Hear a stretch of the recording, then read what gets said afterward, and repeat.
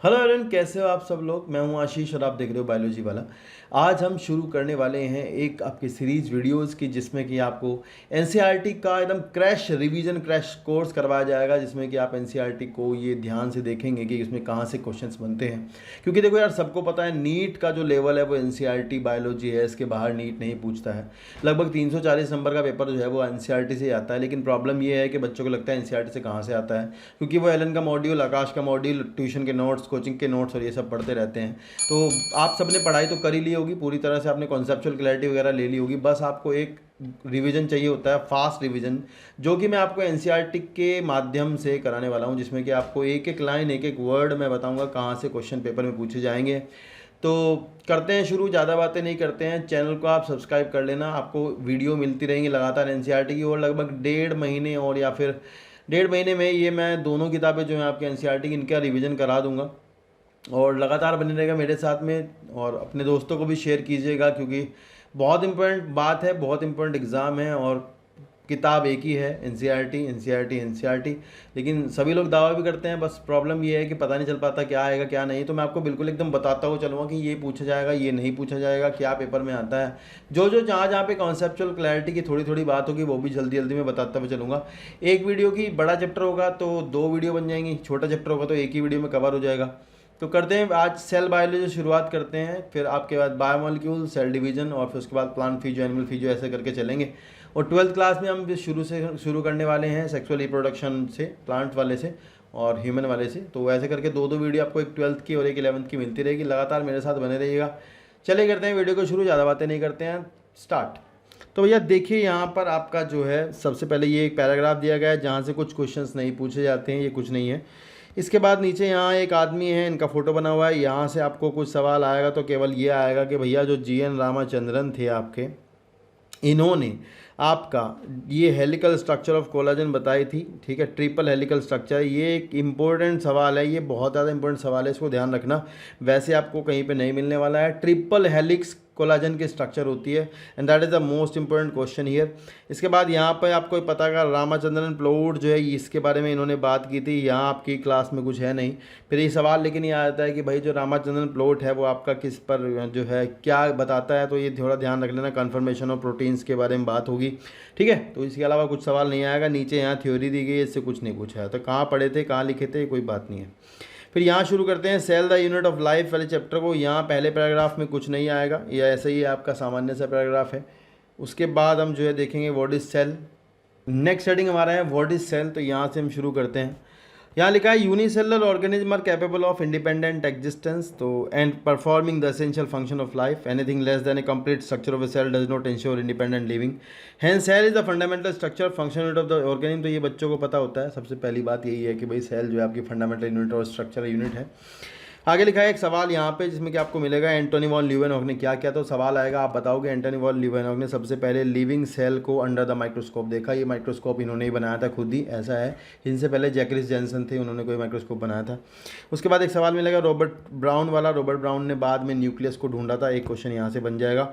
फिर आपका यहाँ पे इलेक्ट्रॉन माइक्रोस्कोप की डिस्कवरी हुई। बाद में नॉल एंड रस्का जो थे, उन्होंने इसकी डिस्कवरी की थी, और उन्होंने बताया था कि भाई आपका सेल के अंदर तो बहुत कुछ होता है। मतलब इससे देखने के बाद पता लगा माइटोकॉन्ड्रिया और ये सब चीज़ें जो हैं इसकी डिस्कवरी के बाद ही आई हैं। ठीक है, तो ये सवाल आ सकता है यहाँ से।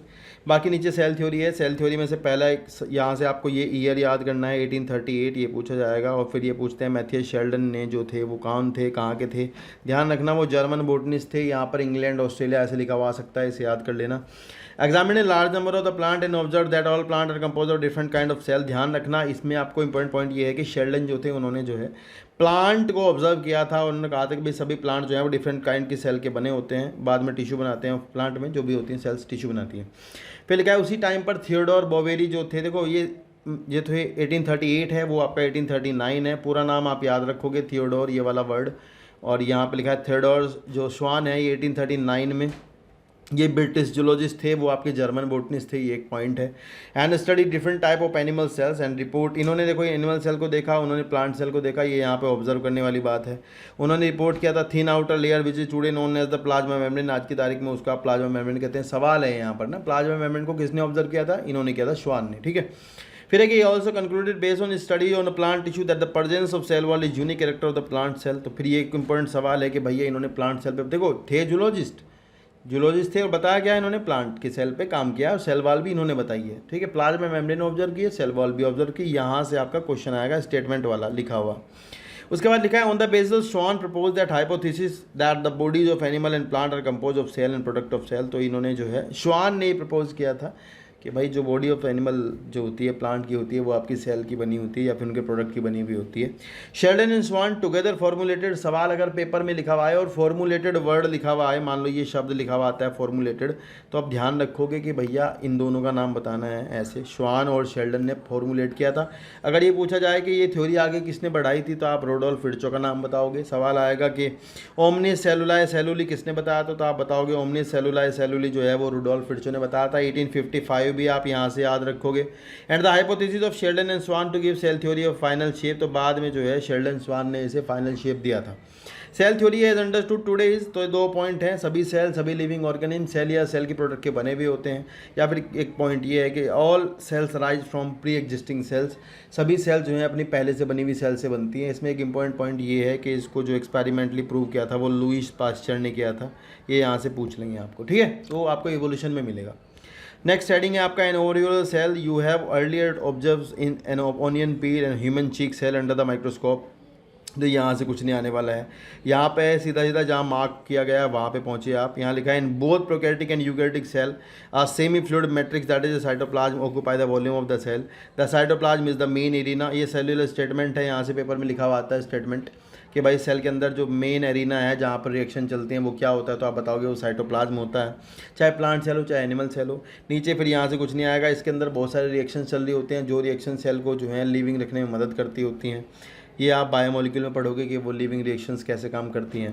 फिर लिखा है बिसाइड द न्यूक्लियस के साथ साथ आपके यूकैरियोटिक सेल के अंदर जो है मेम्ब्रेन बाउंड ऑर्गेनेली मिलते हैं, जैसे कि एंडोप्लाज्मिक रेटिकुलम मेम्ब्रेन बाउंड होती है, जैसे Golgi complex, lysosome, mitochondria, microbodies and vacuole. तो यहाँ से बच्चे को याद रखना चाहिए कि वैक्यूल की मेम्ब्रेन होती है, माइक्रोबॉडीज, ग्लाइकोसिसोम, पेरोक्सिसोम, इनकी भी मेम्ब्रेन होती है, ये भी इंपॉर्टेंट पॉइंट बन सकता है।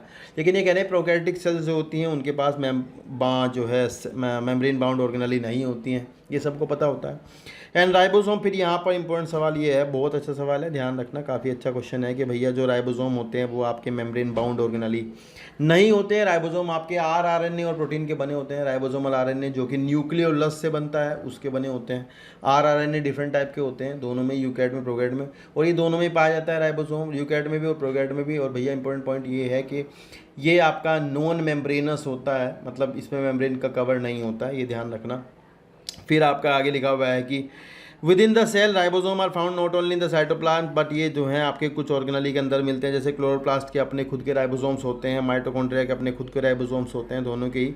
माइटोकॉन्ड्रिया के आपके मैमल्स में जाओगे तो 55S होते हैं, नॉर्मली 70S होते हैं। क्लोरोप्लास्ट में भी आपके 70S राइबोसोम्स होते हैं जो कि प्रोकैरियोटिक होते हैं। ये भी कहते हैं कि क्लोरोप्लास्ट और माइटोकॉन्ड्रिया जो है वो आपके एंडोसिम्बायोटिक थ्योरी से बने हैं और प्रोकैरियोटिक इन ओरिजिन होते हैं, ये याद रखना। एनिमल सेल के अंदर आपका एक नॉन मेम्ब्रेन बाउंड जो स्ट्रक्चर मिलती है दैट इज आपका सेंट्रोजोम, जो कि आपका सेल डिवीजन में मदद करता है। एक सेंट्रोजोम के अंदर 2 सेंट्रियोल होते हैं, ये बात याद रखोगे।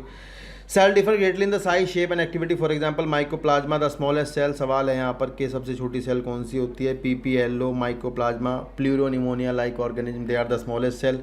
एक क्वेश्चन इसका साइज यहाँ से याद कर लेना, 0.1 to 0.3 ऐसे करके याद कर लेना। यहाँ लिखा है 0.3, दैट्स फाइन, कोई दिक्कत नहीं है। जबकि कह रहे हैं जबकि बैक्टीरिया जो है वो आपके बड़े बड़े हो सकते हैं, 3 से 5 माइक्रोमीटर तक होते हैं। इससे बड़े भी बड़े होते हैं तो आपको यहाँ दिए नहीं गए हैं तो आपको याद भी नहीं करना। इससे बड़े बड़े भी आपके जो है वो होते हैं, क्या बोलते हैं उनके, बैक्टीरिया बहुत बड़े बड़े होते हैं, ठीक है, तो छोटा साइज है। लेकिन नॉर्मल बैक्टीरिया 3 to 5 माइक्रोमीटर की रेंज में आते हैं। एंड द लार्जेस्ट सेल आपकी जो है वो एग ऑफ ऑस्ट्रिच होती है। ध्यान रखना ये ह्यूमन सेल नहीं है। ह्यूमन सेल अगर आपसे पूछी जाएगी तो ह्यूमन के अंदर आपको पता है जो सबसे बड़ा एग होता है, egg is the largest cell of human being and among multicellular organism human red blood cells are about 7.0 μm। तो भैया ये ध्यान रखना, ये आरबीसी का डायमीटर यहाँ साइज दिया गया है, ये नहीं कहा है कि आरबीसी सबसे बड़ी होती है। लॉन्गेस्ट सेल आपकी नर्व सेल होती है, ये आप ध्यान रखोगे। Cell also vary greatly in the shape, they may be disc like polygonal, columnar, cuboid, thread like, even irregular. The shape of the cell may be vary in the function of the perform, कुछ नहीं आएगा, ये सब बेकार है। ऊपर एक photograph है, इसमें से आपका कुछ नहीं आएगा। एक बार ये देख लेना कि आरबीसी बाइकॉनकेव होती हैं, एक बार देख लेना कि डब्ल्यूबीसी अमीबॉइड मूवमेंट करती हैं। डब्ल्यूबीसी के पास जो है वो स्यूडोपोडिया होते हैं, जैसे कि आपके अमीबा के पास होते हैं, याद होगा आपको ये बात ना। तो बाकी कुछ नहीं है। कॉलमर एपिथेलियम है, इनमें आपका बेसल न्यूक्लियस होता है, ये वाली बात आप ध्यान रखोगे। इलोंगेटेड ट्रैकेट्स होते हैं, बाकी कुछ नहीं आएगा, ठीक है। नेक्स्ट है prokaryotic cells. The prokaryotic cells are represented by bacteria. अब ये यहाँ से क्वेश्चन बन सकता है, आप ध्यान रखना, आपको पता होना चाहिए कि कौन कौन प्रोकैरियोट्स होते हैं। एक्चुअली आपको पता होना चाहिए bacteria, blue green, algae, mycoplasma, PPLO, ये सब आपके प्रोकैरियोटिक ऑर्गेनिज्म होते हैं। And they are the generally smaller than the multiply more rapidly than the eukaryotic cells. They may vary great in the shape and size. The 4 basic shape, जो 4 shape सबको पता होती हैं, ठीक है। Bacillus shape, rod shape, spirillum shape सबको पता होती है, कुछ नहीं है। फिर organisation of the prokaryotic cell is the fundamentally similar even though prokaryote exhibit a wide variety of shape and function, कुछ नहीं आएगा। नेक्स्ट है all prokaryotes have a cell wall surrounding the cell membrane except in mycoplasma. तो भैया देखो, mycoplasma जो है वो वॉल लेस बैक्टीरिया होते हैं, बाकी जो सेल वॉल इनकी बनी होती है वो आपकी नाग और नाम की बनी होती है। एन एसिटाइल ग्लूकोसामीन और एन एसिटाइल म्यूरामिक एसिड उसमें सेल वॉल में पाया जाता है। इसको आप पेप्टाइडोग्लाइकन या म्यूरिन भी कहते हैं, ये भी आपको ध्यान रखने वाली बात है। पेप्टाइडोग्लाइकन पूछ लेंगे क्या होता है, तो आपको बताना है कि बैक्टीरिया की सेल वॉल जो है वो पेप्टाइडोग्लाइकन की बनी होती है, जहाँ पर आपके कुछ अमीनो एसिड्स भी होते हैं और कुछ कार्बोहाइड्रेट होता है, ठीक है। तो ये है। एक ही सवाल है, डी एमिनो एसिड कहाँ मिलते हैं। देखो ये नीट में अब नहीं आ रहा है, बाहर से नीट में कुछ नहीं आ रहा है, तो मैंने ऐसे ही लिखा हुआ, कहीं पढ़ा होगा किसी को। तो डी एमिनो एसिड्स जो हैं वो आपके बैक्टीरिया की सेल वॉल में मिलते हैं, बाकी सारे एमिनो एसिड आपके एल फॉर्म में पाए जाते हैं। नीचे चलते हैं। The fluid matrix is the cytoplasm, there is no well defined nucleus. आपको पता है न्यूक्लियस नहीं होता है, जो कुछ होता है उसको न्यूक्लियोइड बोलते हैं। वहाँ पर basically that is naked not covered by the membrane. तो डीएनए आपका यहाँ सर्कुलर डबल स्टैंडर्ड होता है, कवर नहीं होता, उसको आप न्यूक्लियोइड कहते हो। तो ये कह रहे हैं in addition to the genomic DNA the single chromosome circular DNA many bacteria have smaller circular DNA. तो आउटसाइड द जीनोमिक डीएनए, तो मेन डीएनए से बाहर एक और डीएनए सेल के अंदर पाया जाता है, जो कि आपका डबल स्टैंडर्ड सर्कुलर होता है, इसको आप प्लाज्मिड कहते हो, ये आपको ध्यान रखना होगा। डबल स्टैंडर्ड डीएनए एक और पाया जाता है, दैट इज प्लाज्मिड, ये इंपॉर्टेंट पॉइंट है, ठीक है। सर्कुलर होता है, डबल स्टैंडर्ड होता है, सेल्फ रेप्लिकेटिंग होता है, इसके बारे में बायोटेक्नोलॉजी में बात होगी। तो चलते हैं next. The smaller DNA are called plasmid. The plasmid DNA confer certain unique phenotypic characters to such bacteria, one such character is resistant to antibiotic. तो ये प्लाज्मिड के पास कुछ जीन्स होते हैं, वो जीन्स बैक्टीरिया को रेजिस्टेंट टू एंटीबायोटिक प्रोवाइड कराते हैं, जो कि एक एडिशनल फीचर है बैक्टीरिया के लिए। लेकिन ऐसा है कि प्लाज्मिड को अगर आप बाहर निकाल दोगे, प्लाज्मिड को निकाल करके अगर बाहर फेंक दोगे तो बैक्टीरिया मरने वाला नहीं है। ऐसा नहीं है कि बैक्टीरिया मर जाएगा, क्योंकि वो एक्स्ट्रा जीन्स उसके पास होते हैं। डेफिनेशन कभी कभी प्लाज्मिड की पूछते हैं, तो आपको ऑप्शन में लिखा मिलेगा extra chromosomal DNA are called as a plasmid. In higher classes you will learn that this plasmid DNA used to monitor bacterial transformation. तो वो आप पढ़ोगे आगे जा करके, जब मैं आपको पढ़ाऊंगा कि भाई बैक्टीरिया के अंदर जो है सेक्सुअल रिप्रोडक्शन कैसे होता है, जेनेटिक रिकम्बिनेशन कैसे होता है, तो उसमें आप कॉन्जुगेशन, ट्रांसफॉर्मेशन पढ़ोगे, transduction. Nuclear membrane is found in eukaryote. No organelle like the one in the eukaryote are found in the prokaryotic cell except the ribosomes. Prokaryotic have something unique in the form of inclusion bodies. कुछ storage body phosphate के लिए या फिर air के लिए पाई जाती हैं। A specialized differentiated form of cell membrane is called mesosome. तो आप mesosome को देख लो क्या होता है। मेसोसोम सेल मेम्ब्रेन जो होती है वो अंदर की तरफ को मुड़ करके कुछ इस तरह की स्ट्रक्चर बनाती है, जो कि मेसोसोम कहलाता है। उसके अंदर भी आपके कुछ एंजाइम्स पाए जाते हैं जो कि रेस्पिरेशन में मदद करते हैं, ठीक है। सेल वॉल जो है बनाने में मदद करते हैं, ठीक है। डीएनए को जो दो सेल को बांटने में मदद करता है मेसोसोम। तो ये यहाँ पे नीचे आएगा उसका आंसर। तो सवाल ये है कि मेसोसोम क्या होते हैं। तो अभी के लिए आप याद रखोगे मेसोसोम्स जो है वो मेम्ब्रेन की फोल्डिंग्स होती हैं, क्योंकि देखो यहाँ पर वैसे कोई मेम्ब्रेनस ऑर्गेनल ही नहीं पाया जाता। जो बाहर वाली मेम्ब्रेन होती है, प्लाज्मा मेम्ब्रेन होती है, वही आपके सारे काम करती है, जितने भी काम होते हैं। नेक्स्ट हेडिंग है सेल एनवलप और द मॉडिफिकेशन। फिर यहाँ लिखा है most prokaryotic cell particularly the bacterial cell have a chemically complex cell envelope. The cell envelope consist of a tightly bound 3 layered structure. 3 layer की होती है, बाहर ग्लाइकोकैलिक्स होता है, उसके बाद सेल वॉल है, उसके बाद मेम्ब्रेन होती है। Although each layer envelope perform distinct function, they act together as a single unit and bacteria can be classified into 2 groups. 2 group bacteria के होते हैं स्टैनिंग प्रॉपर्टी के आधार पर। एक साइंटिस्ट थे, उनका नाम था क्रिश्चियन ग्राम। क्रिश्चियन ग्राम ने बैक्टीरिया को जो है एक क्रिस्टल वॉयलेट नाम के डाई से कलर किया, और भैया देखो इसको रंगने के बाद उन्होंने देखा कि कुछ बैक्टीरिया तो इसको कलर को मतलब कलर किया, उसके बाद उसे अल्कोहल से वॉश किया। वॉश करने के बाद जो है उसमें उन्होंने देखा कि कुछ बैक्टीरिया ने कलर को रिटेन कर लिया है, और जिन बैक्टीरिया ने कलर को रिटेन कर लिया है वो ग्राम पॉजिटिव है, जिन्होंने कलर को वॉश करने पर छोड़ दिया वो ग्राम निगेटिव है। बाकी एक बात और ध्यान रखना है, इसमें आपको आयोडीन और क्रिस्टल वॉयलेट इनकी आवश्यकता होती है। कभी कभी सवाल आए तो देख लेना, ठीक है। बाकी इसके प्रोसेस पे नहीं जा रहे हम, यहाँ डाई का नाम बताना था, मैंने बता दिया। इसमें आप एक बात और ध्यान रखोगे कि भैया जो आपका ग्राम पॉजिटिव बैक्टीरिया होते हैं, ग्राम निगेटिव जो होते हैं, उनमें अंतर ये होता है कि ग्राम पॉजिटिव की जो सेल वॉल होती है उसमें पेप्टाइडोग्लाइकन की मात्रा जो है वो 82 लगभग % इतनी होती है, और जो आपके ग्राम निगेटिव होते हैं उनमें 10 से 15% तक पेप्टाइडोग्लाइकन पाया जाता है, जो कि बहुत कम होता है, इसलिए वो कलर रिटेन नहीं कर पाते।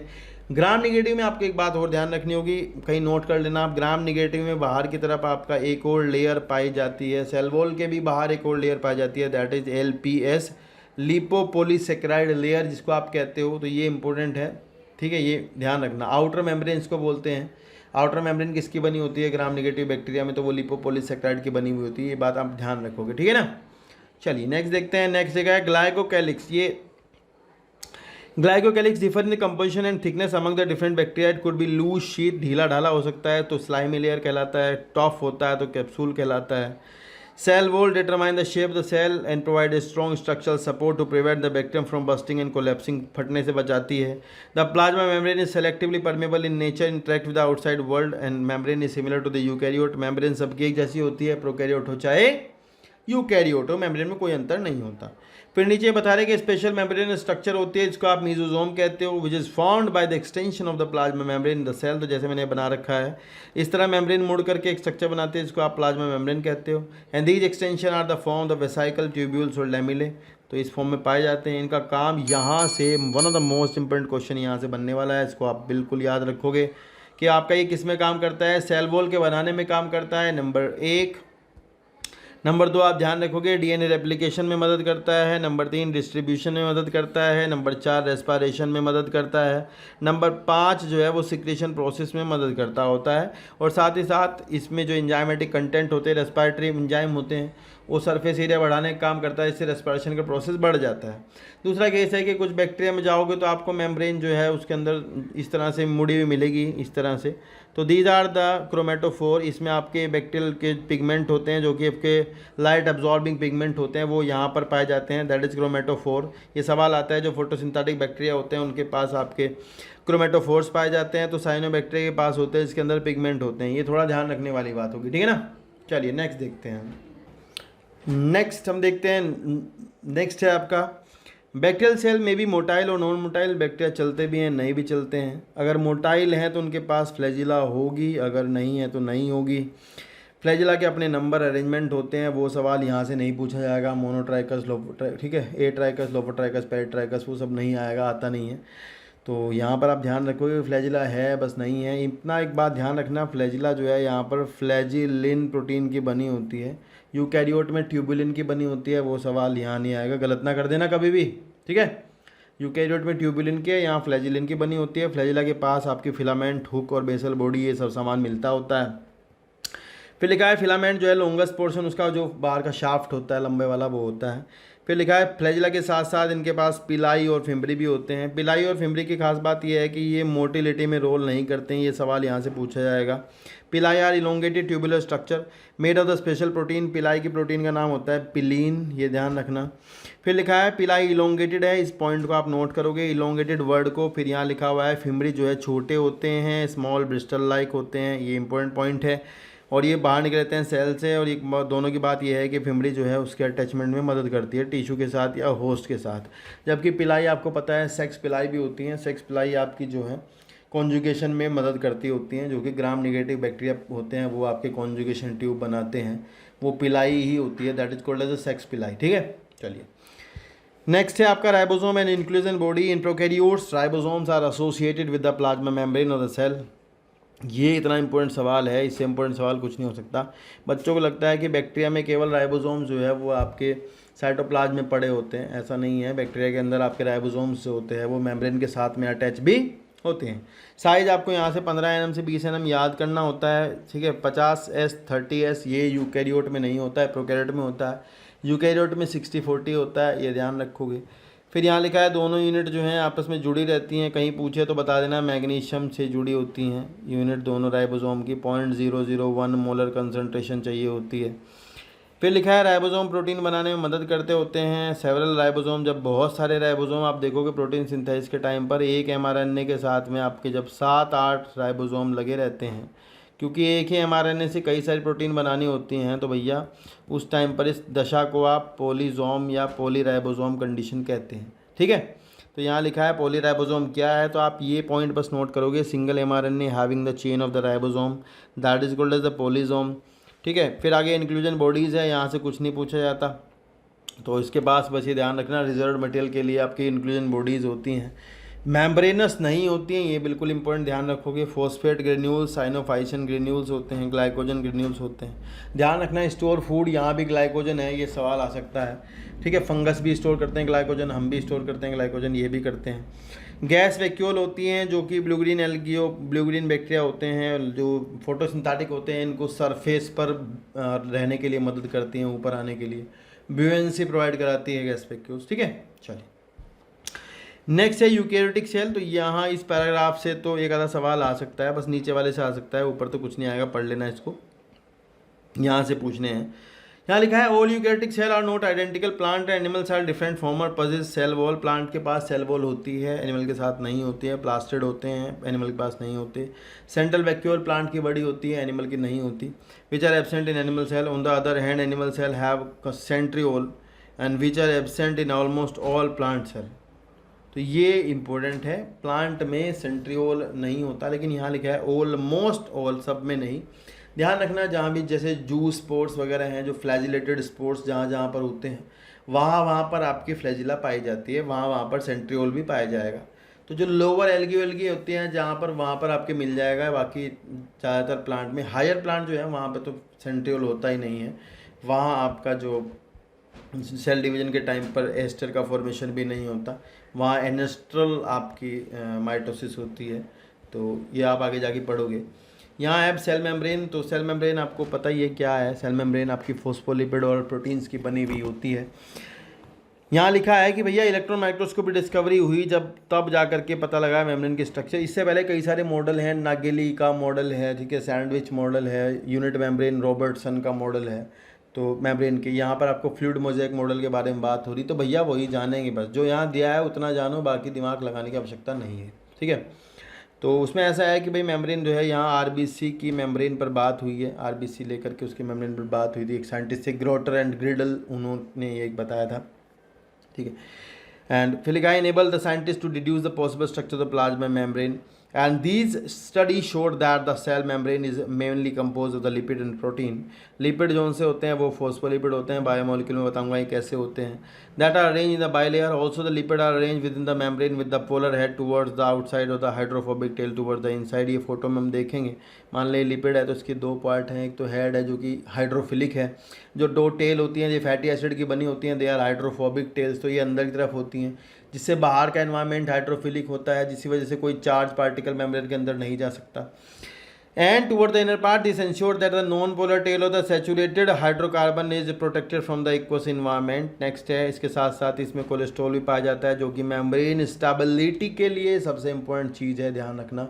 Cholesterol is very important for the membrane stability. ठीक है, फिर लिखा है लेटर द बायोकेमिकल इन्वेस्टिगेशन, ये बताती है कि इनमें कुछ प्रोटीन है और कार्बोहाइड्रेट भी मिलते हैं। प्रोटीन तो जो है, यहाँ से सवाल गलत होने की संभावना बच्चों की होती है, बच्चों को लगता है लिपिड ज़्यादा होती है, लेकिन ये ध्यान रखना वो मेम्ब्रेन टू मेम्ब्रेन डिपेंड करता है। यहाँ आरबीसी की बात हो रही है, तो आरबीसी के मेम्ब्रेन में 52%, 52% आपका प्रोटीन है, 40% आपके लिपिड होते हैं। ये बहुत इंपॉर्टेंट है, इसको ध्यान रखना ज़रूर। फिर ये कह रहे हैं कि भैया यहाँ पर depending on the ease of the extraction, बाहर निकालने की प्रवृत्ति के आधार पर आपकी दो तरह की प्रोटीनें पाई जाती हैं। एक आपकी पेरिफेरल प्रोटीन्स होती हैं जो बाहर बाहर होती हैं, जिन्हें एक्सट्रिंसिक प्रोटीन्स कहते हैं। एक आपके अंदर आर पार घुसी हुई या फिर थोड़ी बहुत आर पार होती है, मतलब पूरी आर पार नहीं होती, वो आपकी इंट्रिंसिक प्रोटीन्स होती है।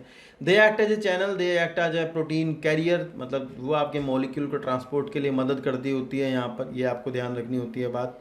मेम्ब्रेन की सरफेस पर आपको एक चीज़ खास बात दिखाई देगी, यहाँ पर कुछ बाहर की तरफ आपको कार्बोहाइड्रेट यानी शुगर लगा हुआ होगा, जो कि ओलिगोसैकेराइड्स होते हैं। वो शुगर क्या काम करते हैं, अगर मान लो वो लिपिड के साथ लगे हुए हैं तो वो ग्लाइकोलिपिड बनाते हैं, प्रोटीन के साथ लगे हैं तो ग्लाइकोप्रोटीन बनाते हैं। मेनली आप ध्यान रखोगे जो शुगर के मॉलिक्यूल होते हैं, मेनली ये रिसेप्टर्स होते हैं, ये थोड़ा ध्यान रखना। ये आपके एंटीजन की तरह भी काम करते हैं। जब आपका ब्लड ग्रुप देखोगे तो वो एंटीजन की तरह भी काम करना, मतलब वो शुगर का ही काम है। जैसे A antigen, A B B, इस तरह के जो एंटीजन्स होते हैं, दे आर ऑल शुगर्स। और they act as a hormone receptors और एंजाइम रिसेप्टर्स एंड ऑल। तो ये केवल बाहर की तरफ ही होते हैं, इसलिए आपको ध्यान रखना चाहिए कि मेम्ब्रेन जो है वो आपकी एसिमेट्रिक स्ट्रक्चर शो करती है, जिसमें कि बाहर कुछ और अंदर कुछ और होता है, ऐसा होता है। बाकी पूरी मेम्ब्रेन आपकी लिपिड की बाइलेयर होती है बनी हुई, जिसमें कि कोलेस्ट्रॉल होता है स्टेबिलिटी के लिए। बाकी लिपिड में आपका हेड बाहर की तरफ होते हैं जो कि आपके हाइड्रोफिलिक होते हैं, टेल अंदर होती हैं जो कि हाइड्रोफोबिक होती हैं। तो किसी भी मॉलिक्यूल को जो चार्ज पार्टिकल है वो डायरेक्ट मेम्ब्रेन के अंदर नहीं जा सकता, इसके बारे में अगले पेज पर बात होगी। लिपिड यहाँ पर फोस्फोलिपिड होते हैं, ये थोड़ा अभी के लिए ध्यान रख लेना, बाकी कोई बड़ा सवाल यहाँ से आने वाला नहीं होता।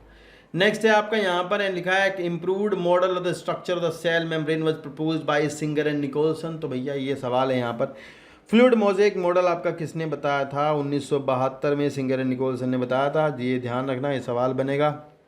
फिर है according to this model quasi fluid यानी सेमी फ्लूइड स्ट्रक्चर होती है मेम्ब्रेन की, जो कि लेटरल मूवमेंट ऑफ प्रोटीन्स को इनेबल करती है, ये इसकी फ्लूइडिटी को दर्शाता है। फिर लिखा है the fluid nature of the membrane is also important from the point of the view function like cell growth, formation of intercellular junction, secretion, endocytosis and cell division, इसमें मदद करता है।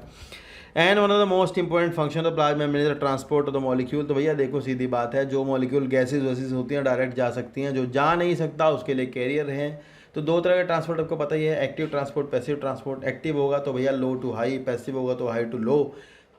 हाई टू लो वाले में एक point और होता है कि वो फैसिलिटेटेड हो सकता है, मतलब अगर मान लो कोई मॉलिक्यूल बेचारा जा नहीं रहा है आर पार, तो उसके लिए यहाँ मेम्ब्रेन जो है वो चैनल प्रोटीन बनाती हैं, कैरियर प्रोटीन लगती हैं, जिससे कि मॉलिक्यूल जा सके। ध्यान रखना कि वो ट्रांसपोर्ट में जाकर आगे बताऊंगा कि जो जिस तरह के ट्रांसपोर्ट होते हैं जिनमें आपकी कोई ना कोई फैसिलिटी प्रोवाइड कराई जाती है, भले ही वो पैसिव ट्रांसपोर्ट हो तो वो फैसिलिटेटेड ट्रांसपोर्ट होगा, बल्कि जो एक्टिव ट्रांसपोर्ट होता है, एक्टिव भी प्रोटीनों के माध्यम से ही होता है, परंतु उसमें कंडीशन जो है वो लो टू हाई रहती है और एनर्जी का कंजप्शन होता है। तो ये पैराग्राफ में इतनी छोटी सी बात है। यहाँ लिखा है one of the most important function of the plasma membrane is the transport of molecule इलेक्ट्रोसिट्स, the membrane is selectively permeable. बच्चों को 9th में पता लग जाती है बात।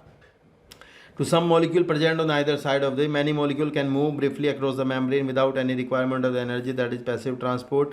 न्यूट्रल जो होते हैं वो डायरेक्ट सिंपल डिफ्यूजन से जा सकते हैं along the concentration gradient, का मतलब है कि उनके अंदर जो है मतलब एक तरफ ज़्यादा होंगे एक तरफ कम होंगे। From the higher concentration to the lower concentration, water may also move from across this membrane from higher to lower concentration.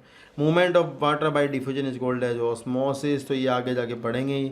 As the polar molecule can not pass, charge molecule pass नहीं हो सकते हैं। तो ध्यान रखना कि भैया carrier protein उसके लिए होती है, वहाँ फैसिलिटेट करती हैं वो ट्रांसपोर्ट को, इसलिए इस तरह का जो ट्रांसपोर्ट होता है उसको आप फैसिलिटेटेड ट्रांसपोर्ट कहते हैं। अ फ्यू आयंस और molecule are transported across the membrane against their concentration gradient, that is from lower to the higher concentration. Such a transport is energy dependent process. तो ये sodium potassium pump आपको axon neuron वाले chapter में पढ़ाऊंगा। ध्यान रखना इसमें energy लगती है। इसमें आपको एक सवाल आया करता है, याद होगा आपकी, ये मान लो आपका सोडियम पोटेशियम पंप है तो इसका एक सवाल है, हमेशा याद रखना, यही आता है पेपर में। 3 सोडियम बाहर 2 पोटेशियम अंदर, पेपर में पूछा जाता है बस, बाकी कुछ नहीं। इनसाइड पोटेशियम आएगा, आउटसाइड ये जाएगा सोडियम, ठीक है। तो उसमें एनर्जी लगती है, एटीपी की रिक्वायरमेंट होती है। तो ये आपको ट्रांसपोर्ट करने के लिए जहाँ भी आपकी मेम्ब्रेन प्रोटीन एक्टिव ट्रांसपोर्ट कराती हैं तो वहाँ उन मेम्ब्रेन प्रोटीन्स को आप पंप कहते हैं। क्या कहते हैं? पंप, ठीक है। चलिए नेक्स्ट टॉपिक है हमारा cell wall. As you may recall non living rigid structure called the cell wall. तो सेल वॉल तो सब पे होती है, प्लांट पे, फंगाई पे, इन पे सब पे, बैक्टीरिया पे भी होती है। तो ये केवल शेप ही नहीं देती है, जो है सपोर्ट करती है, बाकी ये आएगा नहीं। ये लाइन आप यहाँ से याद रखोगे कि सेल टू सेल इंट्रैक्शन के लिए और आपके जो अनडिज़ायरेबल मॉलिक्यूल्स हैं उनको बैरियर करने के लिए ये काम करती है। ध्यान रखना बच्चे क्या करते हैं, बच्चों ने पढ़ा होता है कि भाई जो सेल वॉल होती है that is permeable to all things, वो सब के लिए परमिएबल होती है, परंतु इंपॉर्टेंट पॉइंट ये है कि वो यहाँ पर आपके कुछ मॉलिक्यूल जो बड़े होते हैं उनको जाने नहीं देती है। आगे लिखा है algae have cell wall made up of, ये यहाँ से याद करना है, सेलुलोज, गैलेक्टन, मैनन्स इसकी बनी होती है, ठीक है। तो गैलेक्टन्स गैलेक्टोज का पॉलीमर है, मैनन मैनोज का पॉलीमर है।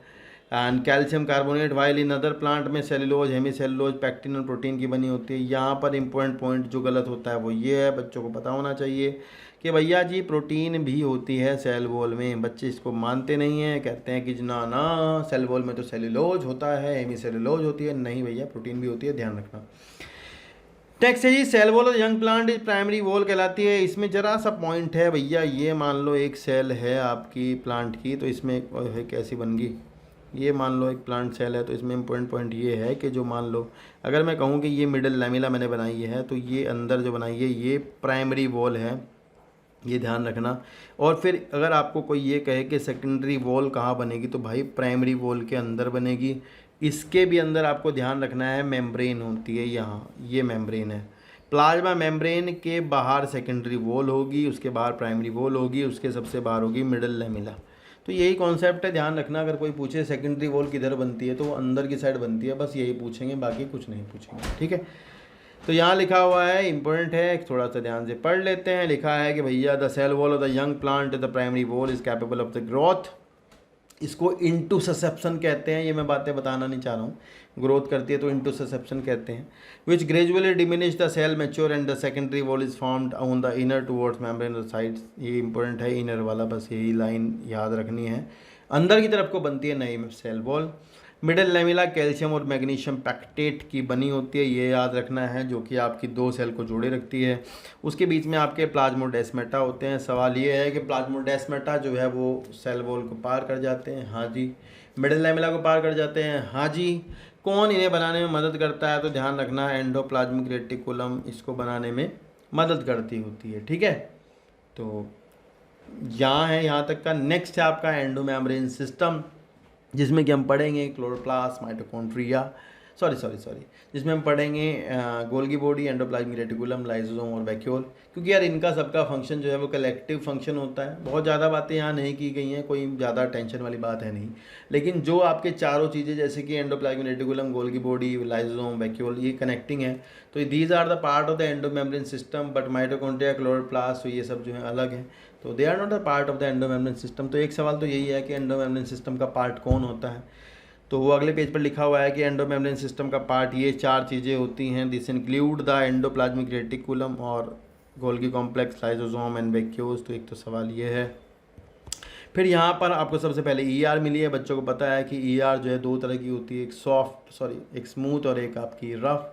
स्मूथ आपकी साइटोप्लाज्म में पाई जाती है, ऐसे ही रफ आपकी न्यूक्लियस के चारों तरफ पाई जाती है, जो कि उसके मेम्ब्रेन से अटैच रहती है। उसके साथ में आपको राइबोसोम अटैच हुए मिलते होते हैं। राइबोसोम का फंक्शन है प्रोटीन बनाना, ये आपको पता ही है। फिर यहाँ पर देखो, कोई ज़्यादा बड़ी बात नहीं है, मैं आपको जल्दी जल्दी बताता हूँ। होता ये है कि डीएनए के अंदर होता है न्यूक्लियस के, यहाँ से डीएनए न्यूक्लियस के अंदर से अपनी इन्फॉर्मेशंस जो हैं उसको एमआरएनए में कन्वर्ट करता है। एमआरएनए निकल करके बाहर आता है, जो न्यूक्लियर पोर होते हैं उससे राइबोसोम के पास आएगा। राइबोसोम जो है उसकी प्रोटीन बनवाएंगे। प्रोटीन बनने के बाद जो है वो एंडोप्लाज्मिक रेटिकुलम में जाएगा अंदर। यहाँ से वैक्यूल में बंद होकर के प्रोटीनें बाहर निकलती हैं, और फिर प्रोटीनें यहाँ से निकल करके आपकी गोल्गी बॉडी के जो हैं सिस फेस पर जाती हैं। सिस फेस जो है वो आपका कॉन्वेक्स होता है, ठीक है, और फॉर्मिंग फेस कहलाता है, वहाँ जाती हैं। फिर गोल्गी बॉडी उसमें मॉडिफिकेशन करती है प्रोटीनों में, और फिर उसके मैच्योरिंग फेस से वो बाहर निकल जाता है। मैच्योरिंग से ट्रांस फेस से वो जो प्रोटीन है बाहर निकल जाता है, उसको बाहर सीक्रेट कर दिया जाता है। तो that could be a lysosome too. ऐसा भी हो सकता है कि वो एक लाइसोसोम हो। तो इसलिए यार ये सब चीज़ें आपस में कनेक्ट रहती हैं। बनी हुई प्रोटीनों को वैक्यूल के अंदर डाल दिया जाए या फिर सेल से बाहर निकाल दिया जाए, ये एक अलग मैटर है। तो यहाँ पर यही लिखा हुआ है, एक बार ध्यान से देख लेते हैं जल्दी जल्दी, कुछ ज़्यादा बातें हैं नहीं। यहाँ लिखा गया है कि भैया electron microscope study of eukaryotic cell reveal the presence of the network of the reticulum of the tiny tubular structure. They are present in the cytoplasm. Scattered हो सकती हैं या फिर न्यूक्लियस से अटैच हो सकती हैं। अगर भाई इसकी वजह से क्या होता है, साइटोप्लाज्म दो भागों में बढ़ जाता है। एक तो ल्यूमिनल, एक तो मतलब ल्यूमेन के अंदर, मतलब एंडोप्लाज्मिक रेटिकुलम के अंदर, और एक बाहर की तरफ, ठीक है। तो वो दो पार्ट हो जाते हैं, कुछ नहीं आएगा ये। फिर लिखा है जिसके ऊपर राइबोसोम लगे होते हैं, they are rough endoplasmic reticulum, वो प्रोटीन सिंथेसिस में मदद करती होती हैं। जिस पर नहीं लगे रहते वो स्मूथ एंडोप्लाज्मिक रेटिकुलम कहलाती है। आर जो है प्रोटीन बनाने में, सिक्रेशन में मदद करती है, क्योंकि राइबोसोम उसके ऊपर लगे हुए हैं। उसके बाद कुछ नहीं आएगा। स्मूथ वाले का सवाल केवल इतना आता है कि ये आपकी लिपिड सिंथेसिस में मदद करती होती है। स्टेरॉयडल हार्मोन जो कि फैट, क्योंकि स्टेरॉयड जो है वो फैट का डेरिवेटिव होता है और उसमें मदद करते होते हैं, तो दैट्स फाइन, ये कोई बड़ी सवाल नहीं है, यहाँ से बस इतना कर लेना। गोल्गी एपरेटस में आप याद कर लेना, कैमिलो गोल्गी जो है 1998 में इन्होंने बताया था भैया कि डेंसली स्टेन्ड स्ट्रक्चर जो न्यूक्लियस के इर्द गिर्द पाई जाती है उसे गोल्गी बॉडी कहते हैं। भैया ये एक डिस्क शेप सिस्टर्नी हो सकती हैं, इनका साइज 0.5 म्यूएम से 1 म्यू डायमीटर तक हो सकता है। These are stack parallel to each other, अगर ये एक दूसरे के पैरेलल होती हैं तब आपको पता है इसको डिक्टियोसोम कहते हैं। प्लांट में इसको डिक्टियोसोम कहा जाता है, एनिमल में गोल्गी कॉम्प्लेक्स कहा जाता है। फिर लिखा है कि भाई इनकी संख्या अलग अलग हो सकती है। गोल्गी के सिस्टर्नी जो है वो कॉन्सेंट्रिकली अरेंज होते हैं, इसमें एक भाग जो कॉन्वेक्स होता है वो सिस होता है, यही इंपॉर्टेंट है याद रखने वाला। जो पार्ट न्यूक्लियस की तरफ होता है that is convex, that is cis, that is forming face. जो पार्ट न्यूक्लियस से आवे होता है that is trans, that is maturing face और कॉन्केव फेस। तो वहाँ से प्रोटीनें जो हैं मॉडिफाई होकर के मैच्योर होकर के निकलती होती हैं। यहाँ पे ये लिखा है कॉन्केव, ट्रांस और मैच्योरिंग फेस। फिर लिखा है कि cis and trans face organelle are entirely different but interconnected and the Golgi apparatus principally perform the function of packaging material to be delivered either the intracellular, या तो भी cell के अंदर वो भेजती है चीज़ों को, या फिर ज़्यादातर जो गोल्गी बॉडी प्रोटीन बनाती है वो सिक्रीशन वाली होती हैं। Material to be package in the form of vesicle from ER fuse with the cis face. यह ध्यान रखना है कि भाई मटेरियल जो है ER से सिस फेस की तरफ आता है, मैच्योरिंग फेस से निकलता होता है, इसीलिए गोल्गी बॉडी न्यूक्लियस के साथ में अटैचमेंट में रहती होती है। राइबोसोम जो है लगे रहते हैं, प्रोटीन बनाते हैं, फिर वो मॉडिफाइड करती है प्रोटीनों को, उनके साथ में कुछ हटाना हो, कार्बोहाइड्रेट जोड़ना हो, लिपिड जोड़ना हो, लिपोप्रोटीन ग्लाइकोप्रोटीन बनानी हो तो दैट्स फाइन, वो गोल्गी बॉडी का काम है। फिर ट्रांस फेस से वो उनको रिलीज कर देती है। एक सवाल यहाँ से आता है कि भैया ये ग्लाइकोप्रोटीन और ग्लाइकोलिपिड कहाँ बनते हैं, तो गोल्गी बनाती है। बाकी बहुत सारे सवाल हैं वो तो आते नहीं पेपर में, इतना ज़रूर ध्यान रखना। अगर ये पूछें ग्लाइकोसाइलेशन तो ध्यान रखना वो गोल्गी प्रोटीन की बात हो रही है, और अगर पूछें ग्लाइकोसाइडेशन कहाँ होता है तो ध्यान रखना वो ग्लाइकोलिपिड बनाने की बात हो रही है। तो ये 2 पॉइंट हैं, ग्लाइकोसाइलेशन कहाँ होता है, ग्लाइकोसाइडेशन कहाँ होता है, इनको आप ध्यान रखोगे, ठीक है, इंपॉर्टेंट है ये दोनों पॉइंट। नेक्स्ट है लाइसोसोम। अब देखो भाई, मान लो गोल्गी बॉडी से कोई वेसाइकल जो है वो प्रोटीनों को लेकर के निकली है and they are enzymes now, they are digestive enzymes now. तो भैया जब वो निकलेगी लेकर के तो उन वेसाइकल्स में मान लो डाइजेस्टिव एंजाइम भरे हुए हैं, तो ये भैया आपका प्राइमरी लाइसोसोम हो सकता है। It could be A primary lysosome. और लाइसोसोम के अंदर आपके हाइड्रोलाइटिक एंजाइम भरे होते हैं। लाइसोसोम को आपके पीएच जो है लगभग 5 एसिडिक पीएच चाहिए होती है इन एंजाइम को काम करने के लिए। लाइसोसोम आपका क्या करता है, सेल के अंदर कुछ चीज़ खराब हो जाए उसको तोड़ देता है, सेल के अंदर बैक्टीरिया आ जाए, एंडोसाइटोसिस हो तब भी लाइसोसोम की जरूरत पड़ती है। बैक्टीरिया अमीबा वगैरह जो होते हैं इनको खाने पीने के लिए आपका क्या चाहिए होता है, लाइसोसोम चाहिए होता है, क्योंकि डाइजेशन कौन करेगा, लाइसोसोम करेगा। WBC जो होती हैं फैगोसाइटोसिस करती हैं, उनको क्या चाहिए होता है, लाइसोसोम चाहिए होता है, तो उनके पास भी वही होता है, हाइड्रोलाइटिक एंजाइम्स होते हैं। यहाँ ज़्यादा नहीं बताया। यहाँ से सवाल केवल एक आता है कि लाइसोसोम के चारों तरफ कितनी मेम्ब्रेन होती हैं, ध्यान रखना ये सवाल है। सिंगल मेम्ब्रेन बाउंड होता है, that is vesicular structure formed by the process of packaging of the Golgi apparatus। The isolated lysosome vesicle have been found to be very rich in almost all type of hydrolytic enzyme. सारे तरह के लगभग 40 विभिन्न प्रकार के enzyme इसके अंदर पाए जाते हैं। Optimally active in the acidic pH, 5 pH चाहिए होती है, और ये सबको डाइजेस्ट कर देता है, बाकी कोई सवाल आएगा नहीं, ठीक है। जरूर ध्यान रखना, सिंगल मेम्ब्रेन बाउंड पूछा जाता है, इंपॉर्टेंट है बहुत, नोट कर लेना। नेक्स्ट है जी vacuole. Vacuole is also single membrane bound structure. Membrane is called as the tonoplast, ये इंपॉर्टेंट ध्यान रखना। कुछ चीज़ों को एक्सक्रीटरी वेस्ट वगैरह जो है उनको ये स्टोर करती होती है। यहाँ इंपॉर्टेंट पॉइंट है कि प्लांट में वैक्यूल जो है खूब बड़ी पाई जाती है।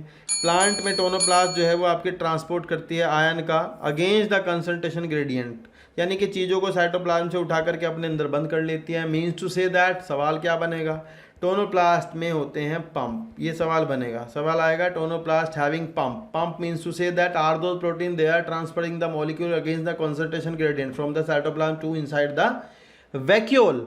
तो ये सवाल यहाँ से बनेगा अगेंस्ट द कंसंट्रेशन ग्रेडियंट पे ध्यान देना। नेक्स्ट है जी hence their concentration is significantly higher in the vacuole, तो सही है वही बात।